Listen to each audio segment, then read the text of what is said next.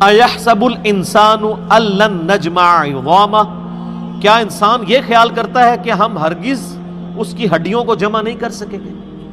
یعنی یہ قیامت کے بارے میں، یعنی وہ لوگ کہتے تھے یار یہ کیسے ہو گیا کہ ایک بندہ ہے مردہ گل سڑ کے وہ ہڈیاں بھی اس کی چورا چورا ہو گئیں اور اب وہ زندہ کر لیا جائے، یہ کیسے پاسبل ہے؟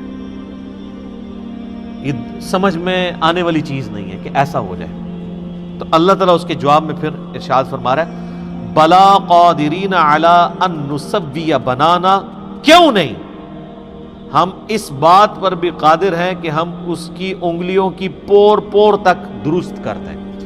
تم یہ کہہ رہے ہو کہ وہ انسان کیسے زندہ ہوگا؟ یہ انگلیوں کی جو پوریں ہیں نا، یہ بھی بالکل اسی فارم میں دوبارہ سے بنا دی جائیں گی۔ اللہ تعالیٰ اس چیز کے اوپر قادر ہے کہ انسان کو اس طرح زندہ کر لے۔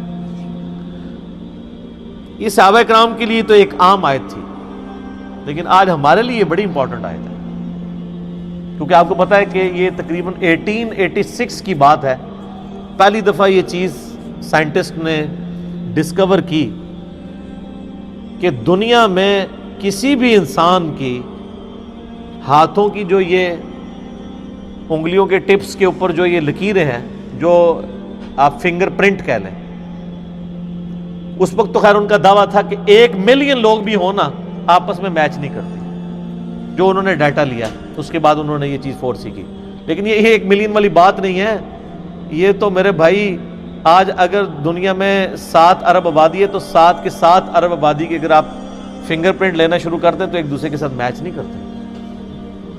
اسی لیے تو دیکھیں نا یہ یونیک ہوتے ہیں۔ آپ جو ہیں وہ شناختی کارڈ کے اوپر بھی آپ کا انگوٹھا لگوایا جاتا ہے، انگلی کے نشانات لگوائے جاتے ہیں۔ وہ کیوں لگوائے جاتے ہیں؟ اسی لیے کہ وہ یونیک ہوتے ہیں۔ اب تو خیر اس سے بھی آگے کی چیزیں آ چکی ہیں، اب تو وہ کیمرے کے ذریعے آنکھ کی بھی تصویر لیتے ہیں۔ ہر بندے کی جو آنکھ کے اندر جو پتلی ہے نا آنکھ کی، یہ دوسرے سے ڈیفرنٹ ہے، دیکھنے میں ایک جیسی نظر آ رہی ہوتی ہے لیکن کسی کی دوسرے کے ساتھ میچ نہیں کرتی۔ تو یہ اللہ تعالیٰ نے فرمایا کہ ہم انگلیوں کی پور پور تک درست کر دیں گے انسان کی، یہ اللہ تعالیٰ اس کے اوپر بھی قادر ہے۔ اس وقت تو یہ ایک عام آیت تھی کہ ٹھیک ہے انگلیاں بھی بن جائیں گی، لیکن آج اگر آپ دیکھیں کہ اس کی پور پور درست ہونے کا مطلب کہ ایون فنگر پرنٹس تک بھی ہم ویسے ہی بنا دیں گے جیسا کہ انسان کے مرنے سے پہلے تھے۔ یہ بہت بڑا اللہ تعالیٰ کا معجزہ ہے۔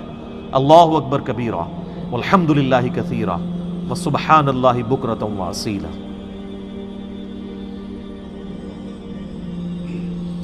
بل یرید الانسان لیفجر امامہ، بلکہ انسان کی خواہش تو یہ ہے کہ وہ آئندہ بھی اسی طریقے سے بدکاریاں کرتا ہی رہے۔ سر یہ ایک آیت کے اوپر گھنٹوں بولا جا سکتا ہے۔ یہ اللہ تعالیٰ نے انسانی نیچر بتا دی ہے کہ انسان قیامت کا انکار کیوں کرتا ہے، اس لیے کہ وہ اپنی مرضی کی زندگی گزارنا چاہتا ہے، وہ اپنی مرضی کی زندگی گزارنا چاہتا ہے۔ چونکہ اپنی مرضی کی زندگی گزارنا چاہتا ہے تو انسان کی مرضی کی زندگی گزارنے میں اور اس کی مرضی میں سب سے بڑی رکاوٹ کیا ہے؟ اللہ کی ذات ہے۔ آپ اگر اللہ کی ذات کو نکال دیں تو آپ اپنی مرضی کی زندگی گزاریں۔ یہ سب سے بڑی تلوار ہم پہ لٹک رہی ہے کہ ہمیں ہماری مرضی کے بغیر کسی نے پیدا کیا ہے، وہ ہمارے ساتھ کچھ بھی کرنے پر قادر ہے۔ اگر خدا نخواستہ ہم نے اس کی نافرمانی کی اور ہم نے اس کی اطاعت اختیار نہ کی تو قیامت الدن وہ ہماری پکڑ کر لے گا۔ بولے اعوذ باللہ تعالی۔ اگر یہ کانسیپٹ نہ ہو تو کوئی بھی شخص کسی کے ساتھ ظلم کر سکتا ہے، کسی کا مال ہتھیا سکتا ہے، کسی کی جائیداد کے اوپر قبضہ کر سکتا ہے، حرام اور حلال کی تمیز ختم کر سکتا ہے، اپنی مرضی کی زندگی گزارے گا۔ تو یہ اللہ تعالیٰ نے انسانی یعنی جو ایک دماغ میں یہ چیز گھسی ہوئی ہے، اس کے نفس کے ساتھ اٹیچ ہے۔ بل یرید الانسان لیفجر امامہ، بلکہ انسان کی تو یہ خواہش ہے کہ وہ آئندہ بھی اسی طریقے سے بدکاریاں کرتا رہے۔ چونکہ اس کی یہ خواہش ہے تو اب وہ قیامت کو تو غائب نہیں کر سکتا، تو آنکھیں بند کر لے کہ قیامت آنی کوئی نہیں ہے۔ جیسے کبوتر ہے وہ بلی کو تو غائب نہیں کر سکتا نا، وہ کیا کرے گا؟ آنکھیں بند کر لے گا۔ تو آنکھیں بند کرنے سے بلی غائب ہو جائے گی؟ بلی تو اپنی جگہ موجود ہے، وہ آگے دبوچ لے گی۔ تو انسان پھر اپنے نفس کو دھوکہ دیتا ہے، نہیں نہیں یار یہ کیسے ہو سکتا ہے کہ کوئی انسان مر جائے تو دوبارہ زندہ ہو جائے۔ تو چونکہ زندہ نہیں دوبارہ ہوگا، لہٰذا جو مرضی کیا ہے تو آخرت میں پوچھ ہی کوئی نہیں ہونی، آپ اپنی مرضی کی زندگی گزار رہے ہیں نا۔ اگر آپ کو یہ ہر وقت ڈر لگا رہے کہ میری پوچھ ہونی ہے تو سر پھر آپ اپنی مرضی کی زندگی نہیں گزار سکتے۔ تو میری خواہشات اور میری مرضی کے درمیان رکاوٹ اللہ کی ذات ہے۔ اگر کوئی شخص اللہ تعالیٰ کا ڈینائل کر دے یا اللہ کو تو مانے آخرت کے دن کا انکار کر دے، جیسے کہ کفار مکہ تھے، خدا کو مانتے تھے لیکن آخرت کا انکار کرتے تھے، تو وہ پھر اپنی مرضی کی زندگی گزار سکتا ہے۔ تو اللہ تعالیٰ نے اس بیماری کی طرف اشارہ کیا ہے کہ اصل میں انسان کے دماغ میں یہ کیڑا گھس چکا ہے نا کہ میں اپنی مرضی کی زندگی گزارنا چاہتا ہوں، اس وجہ سے وہ آندہ بھی بدکاریاں کرتا رہے گا اور قیامت کا مذاق ہی اڑاتا رہے گا، اور کیا کہے گا؟ یسأل ایان یوم القیامہ، وہ پوچھتا ہے کہ قیامت کا دن کب آئے گا۔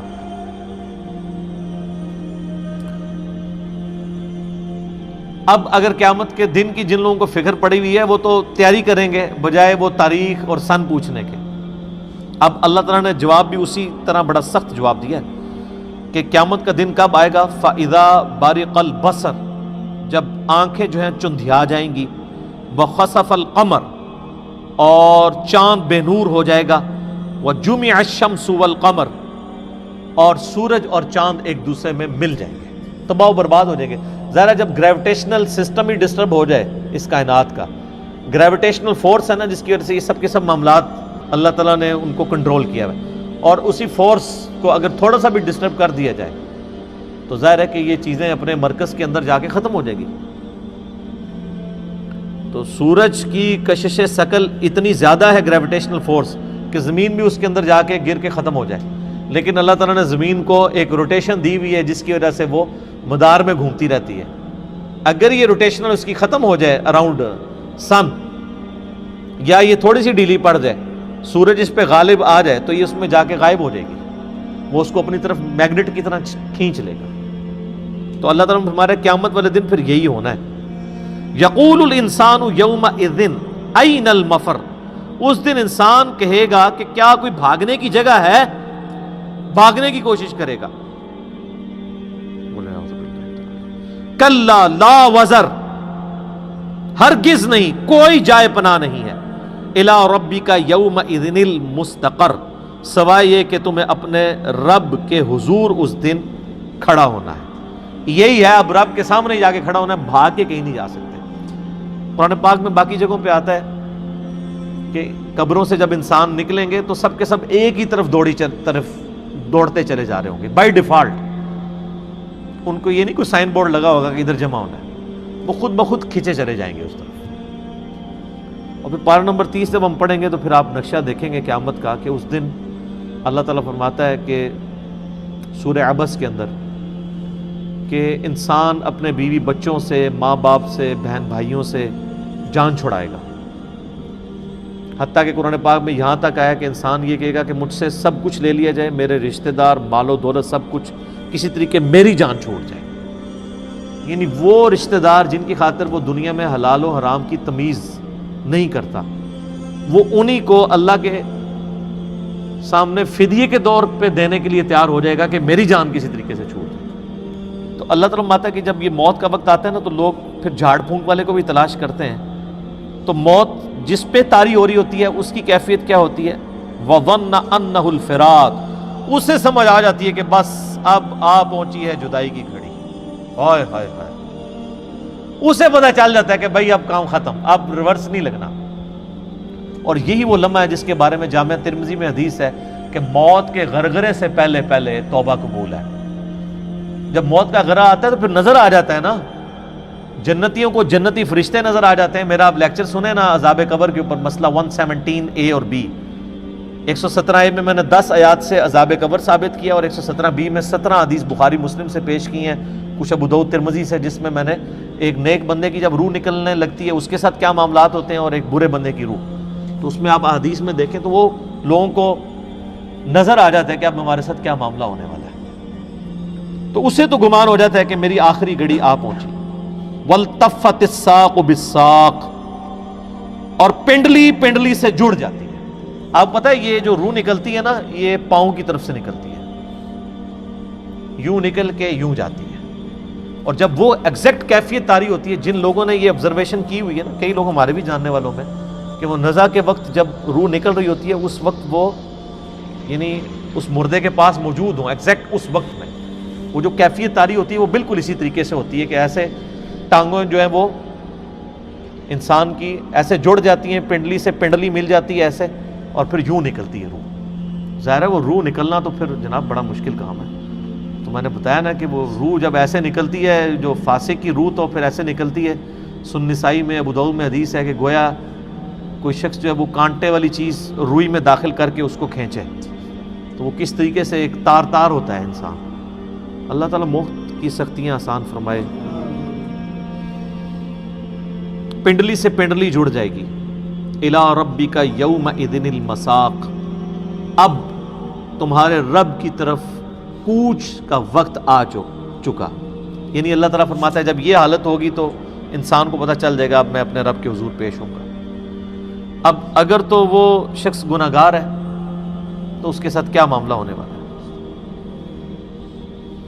فلا صدق ولا صلی، نہ تو نے تصدیق کی اور نہ نماز پڑھی، یعنی سچائی کی تصدیق نہیں کی، پیغمبروں کی باتوں کو سیریس نہیں لیا، خدا کے لیے نماز نہیں پڑھی۔ ولیکن کذب وتولی، بلکہ تو حق جھٹلاتا رہا اور منہ پھیرتا رہا۔ ثم ذهب الى اهله يتمطى، اور تو بڑے نخرے کے ساتھ اپنے گھر والوں کی طرف لوٹتا رہا۔ نبی اسلام کی مجالس میں بھی بیٹھتے تھے نا، سنتے تھے، بات اٹریکٹ بھی کرتی تھی، پھر اسی اکڑ میں اپنے گھر والوں کے پاس آتے تھے بڑے نخرے کے ساتھ کہ ہاں جی ہو کے آئے ہیں، کوئی بات میں وزن ہی نہیں۔ نعوذ باللہ۔ اولا لک فاولا، تیری خرابی آ لگی ہے تیری خرابی۔ ثم اولا لک فاولا، تیری خرابی کا وقت آ چکا، پھر تیری خرابی کا وقت آ چکا۔ یہ 4 دفعہ ہے کہ آپ خیر منا لیں۔